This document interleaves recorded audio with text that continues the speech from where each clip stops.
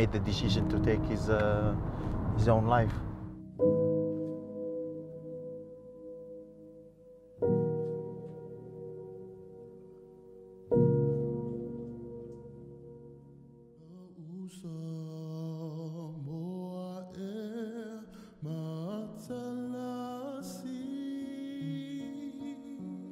The Pacific Islands have some of the highest suicide rates in the world.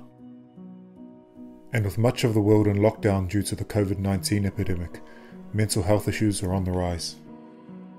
Maintaining our mental health during these times is crucial, and the pause on rugby's global competitions provides us an opportunity to self-reflect, to learn, to grow, and ultimately to come back stronger when normality returns. I'm former Samoa international Dan Leo, and this is the Oceans Apart series.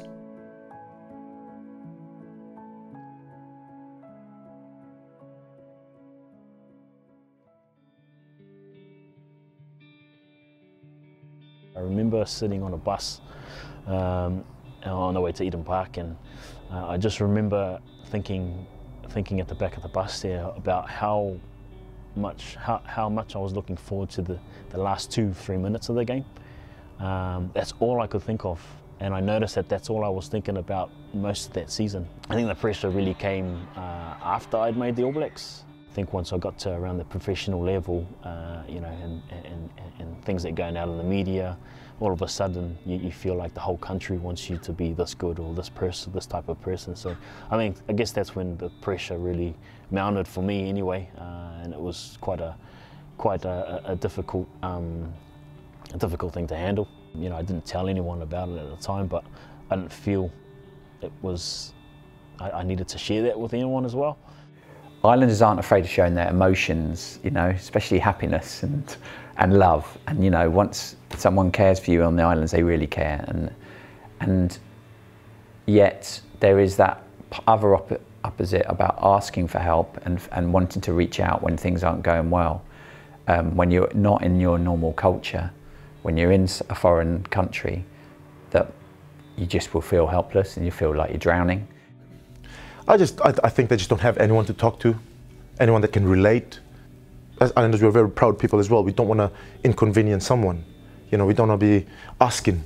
You know, we want to be, I'm a man, I can do whatever I want. That's my job as an Islander. I lead the household, I stand as a, you know, alpha male. I'm good. No, we're not good. In the islands, we are community-based people. And you are being thrown to every man for himself environment. We get a shock. Huh? We're not going to go to the other neighbor's house and, okay, can you help me with this? The thing about rugby is you put the team first, you know, and I've always been about the team. I always loved being part of a team. And when you grow with that team, you know, you do anything for them. And if it means that you need to move away from it because you know you want them to do better, then you know, if you're genuinely a good person, you do that. So quite a low period of my life, of my career and my life as well. But I decided to take a break from the game. It was really only supposed to be for Super Rugby and to come back for the next provincial competition. I just didn't feel like I wanted to come back. Things are getting worse and the darkness is getting darker, and there's nowhere to go, and people aren't picking up on those subtle cues that you're getting back home. You keep tumbling and you don't ask for help, and then you get to a point where you feel that the world's better off without you, and unfortunately that's happened on a number of occasions. 2 years ago, we all encountered one of our brothers decided to take away his life. He thought he was alone in this world. It was heartbreaking sharing the news to the parents. He had a wife, he had 2 kids, 2 lovely kids, a boy and a girl. Yeah, and now they don't have a father. Which I always question why I didn't take time to actually observe my brother. Because we always make joke of the real things that happen to us. That has changed now. I looked at myself and I said, now I've lost a brother. What can I do better?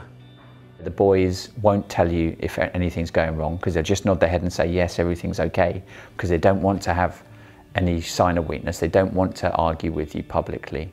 They just nod. And if you don't know that, then you think everything's cool, and this guy actually is really struggling. I got to a really dark place that I didn't even know that I was in.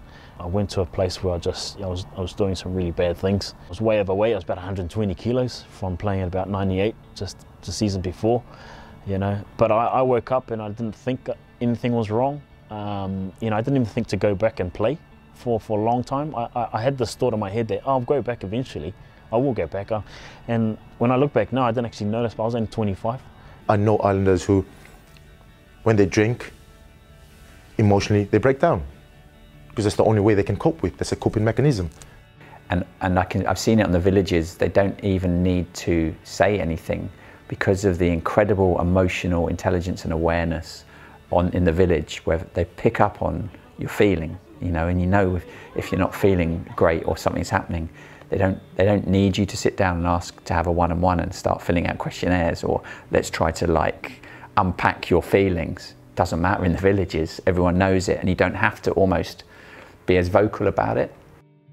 I isolated myself from everybody, and it was, you know, I did it unknowingly. I didn't know I was doing it. I wasn't bothered keeping in touch with the boys. You know, I never even took the time to go and see my parents or catch up with my brother, my sisters. I didn't know what it was at the time, but you know, from being here and learning about mental health and what it really is, you know, that's really opened up my eyes. I'd realised some of the triggers and some of the symptoms of what depression was and anxiety is, and I had to look back and go, wow, I was really in that place. I just didn't know it. You don't know what you don't know, and they're going to be going to these clubs where they don't know any of these things, and these players are going to not only have to go to places that are very, very alien to them, they're already immediately on the back foot as with how they're getting treated, and yeah, we have to try to do as much as we can to help. It is 100% important, and the clubs should see that, and they know that, because they know when Islanders are not performing. Why do Islanders put on weight? Because they're stressed. Why Islanders are not playing well? Because they're stressed. What's the reason behind that? Speak to them about it. Speak to the support network. And it's same with any of the boys coming over. Make them happy first, make them comfortable and trust people, and be aware of them, get to know their roots, and all those things, and then you'll get the best out of them and they'll be happy. If you don't do that, then unfortunately things could go wrong, and that's because it's all down to support networks. To be able to apply that here and to be able to share that information, share those lessons with the players of today, that's really where it counts for me. You know, sometimes you don't even know you have it, and sometimes you don't even know that it's there. And the thing is what I've learned is that no one is really immune to it. It happens to everybody. You could be at the top of your game, or you could be in a very, you know, you could be struggling, you know, and you experience it in different forms, big or small. But in the end, it's just how we cope with it is really what it comes down to.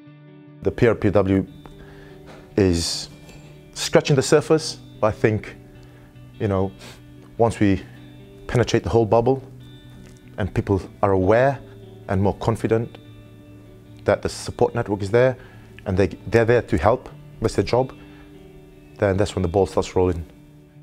1 minute, 5 minutes of your time can actually help a brother or sister out. You know, some of these are really important lessons that I kind of look back now and go, wow, if I didn't tell the guys today about, you know, what had happened, you know, and something happened to them, you know, I couldn't sleep on that. I wouldn't be able to sleep with that. This is something that they need to know. For any players needing support, particularly during social isolation periods, please get in touch. Our past players and trained PRPW counsellors are here to help. Clubs and agents are encouraged to contact us for further information. And for anyone that can contribute financially towards developing our support network, please sign up via the link below. It's time we lift the stigma around mental health in our Pasifika communities.